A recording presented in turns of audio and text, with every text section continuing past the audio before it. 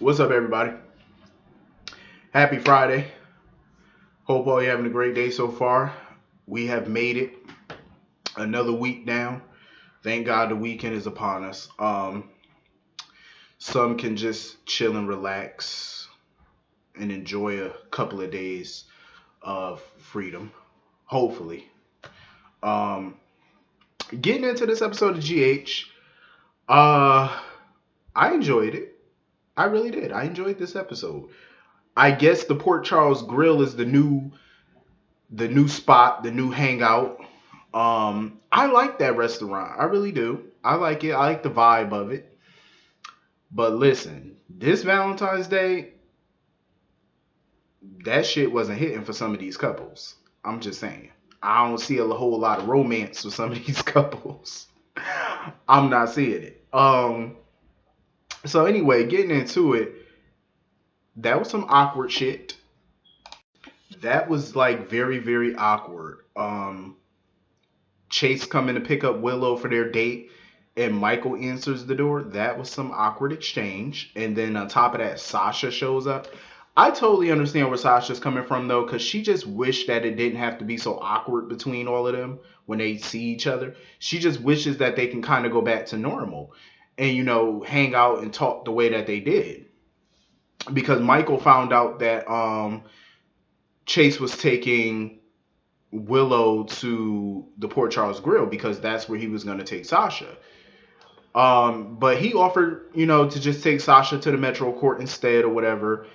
I hate that it has to be so awkward between them, but everything that went down, I could kind of understand why it's so awkward. Um, I think friendship can be restored between all of them in the future, depending on how things go. But for right now, I could kind of understand why Michael wants to, just skate around it. I get it because Sasha and Willow are cool. You know what I mean? They're cool for the most part, but it's Michael and Chase that are not really back to where it once was. So I can understand why they moved, like why they're moving in circles on that. Um, that whole dinner date between Chase and Willow was awkward and just not what it should have been. Like that whole date was just no. That was a no for me. Because she was sitting there talking about the renovations to the gatehouse. Then she was talking about all the things Michael was buying her. I'm like, that's not a conversation you want to have. I mean, the whole thing is already weird and awkward as it is. And here you are with Chase on a date trying to rekindle and get back what y'all lost. And you're talking about the Quartermain Gatehouse renovations. You're talking about what Michael was buying you and all that stuff. Like, that's not date night, dinner, Valentine's Day conversation. I'm sorry, but no, that's a no for me. That's a absolutely the hell not. No. Mm-mm. That's not good dinner date no. Hell no, Willow. What were you thinking? I mean, I understand, she's trying to find things to talk about, I guess, but I mean, you could have just talked about what, the sky is blue, the grass is green. There's plenty of other things you could have talked about. World peace. It's so many other things you could have talked about. You got to talk about what this man buying you in front of a dude that's trying to get you back. And Chase can't afford none of the shit Michael can afford to buy you. So that was just a negative right there. Because Chase can't afford what the hell Michael can afford. So, like, I would have been embarrassed if I was Chase sitting there listening to that conversation. I would have been super embarrassed. Um, so anyway, moving on from that. Sasha and Michael were no better. I mean, here it is Valentine's Day, and they had to end up going to the hospital because Carly calling, interrupting to tell him that, oh, Brando was shot, whatever. Why the fuck would Michael care about that? Michael hardly knows Brando. They barely have scenes together, so why should Michael go running to the hospital to go check on cousin Brando? Didn't make sense to me. I'm like, they're not close. Like, really, Carly? So Carly's not having a good Valentine's Day, so you got to interrupt somebody else's. I'm just saying. Um. So anyway, moving on from that, Liz and Franco, I felt bad for them because I felt like their Valentine's Day dinner was a dud. They ended up going to the Port Charles Grill as well. As soon as they walked in, guests were looking at them and started leaving. I would. That's fucked up. That's messed up. That's messed up on so many levels. Like I know Franco just felt horrible. Like it's sad that he can't even go out to dinner on Valentine's Day with his wife, and the community is just shunning him at this point. Like they're leaving, nobody wants to be around him. That's messed up. That is that's pretty much and Liz, and when Nicholas and Ava popped up, she kind of had to explain to them like Franco is having a hard time right now. He's battling this tumor, trying to face it. And all of a sudden, Franco's hair starts falling out. I was like, what the hell? Is that a side effect of the tumor that his hair is falling out? Franco just got it rough right now.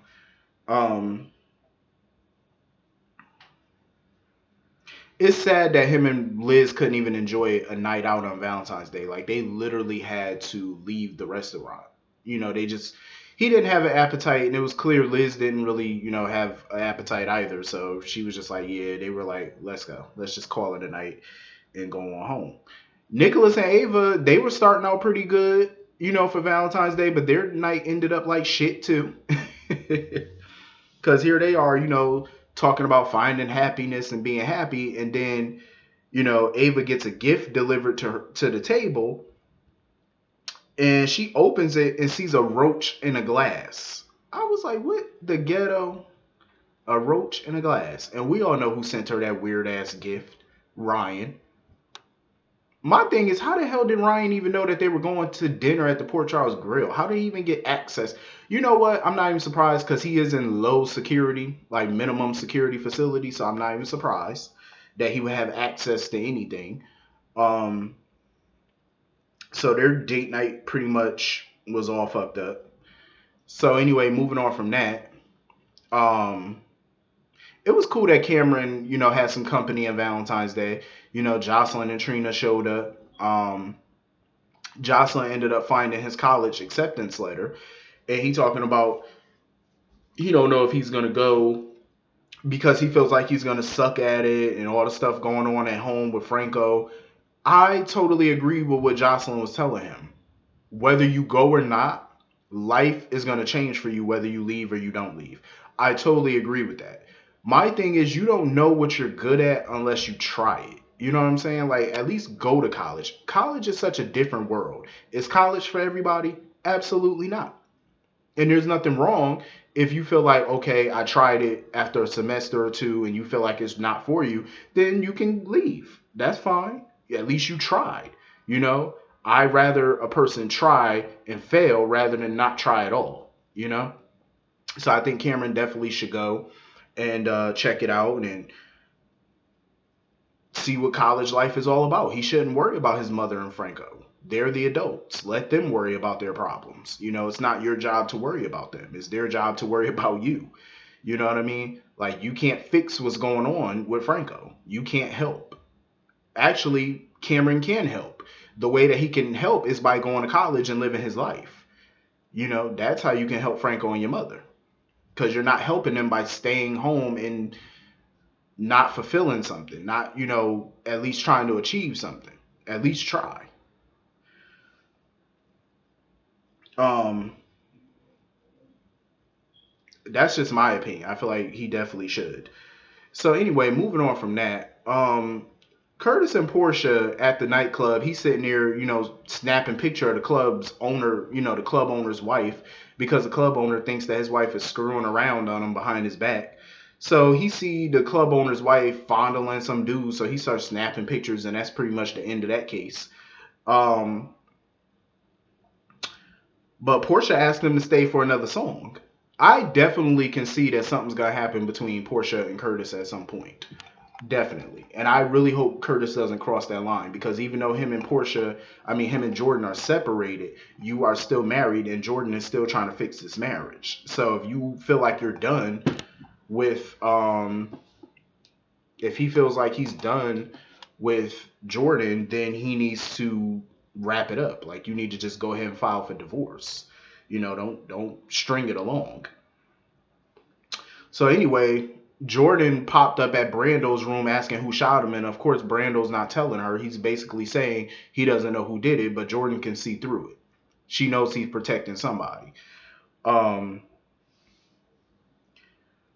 so when she leave, Brando wanted to know why the hell Jason shot him. So of course Jason admitted that he shot him because he felt like it was the only way to keep Brando alive. It was a plan of Jason's because, Jason had to act fast because if Brando was shot and he's laid up in the hospital, then that means he doesn't have time or the opportunity to look into Cyrus's mother's situation. So that way it buys him some time. But at the end of the day, I think that probably would do more harm than good because Cyrus already sees Brando as useless at this point. So now that you're shot, laid up in the hospital, you're even more useless. Like you're nothing to Cyrus at this point. So that puts an even bigger target on your back. And Cyrus is he's the chairman of the board of the hospital. So he could easily get somebody to come in here and finish your ass off. So I don't know if Jason thought that plan through thoroughly, but it was like a quick think on your feet kind of plan. So I could kind of understand. Um so I could totally understand why Jason, thought it might have been a good idea, but from that perspective, I don't know. So anyway, Britt and TJ walking around the GH halls or whatever. She's basically telling him to go celebrate Valentine's Day with Molly, trying to kick him out basically to go have a happy night. She goes in to see Brad. Lord knows why he's still around. I guess she sprung him out or whatever to help her out, handing out Valentine's bags for the kids or whatever, which is nice. Um, And Brad is just sitting there wondering if Lucas knows that he's in the hospital or whatever. Lucas don't care about you, Brad. Get over it.